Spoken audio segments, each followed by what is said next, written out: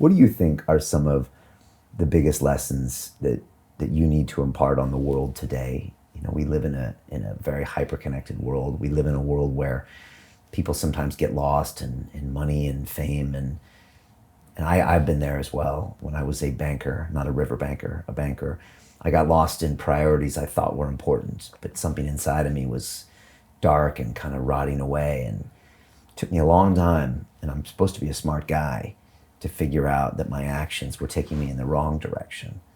Do you see this happening a lot these days? And what are some of the things that you tried to teach people from everything you've learned?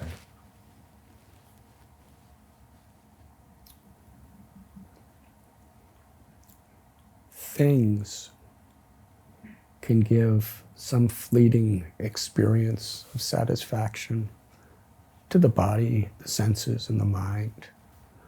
But things, whatever they may be, cannot give fulfillment to the heart. Only to love and be loved can give satisfaction to the heart. And real happiness, real peace, is a state of the heart.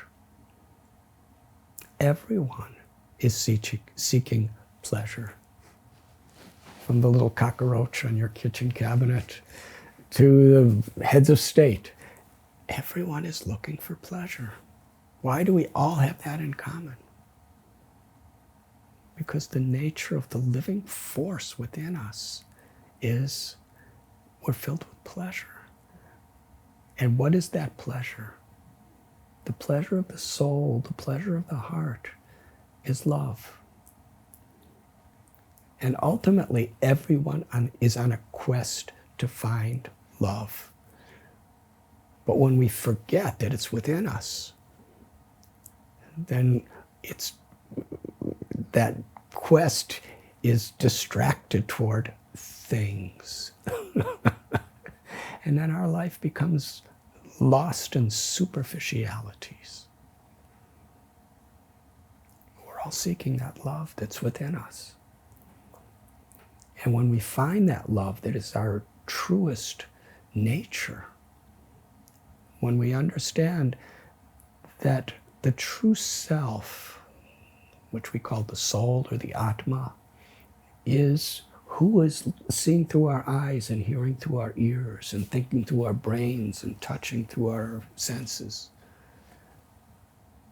We're not an eye, we're seeing through an eye. That living force that's within us, that living force that differentiates a living body from a dead body, is who we are.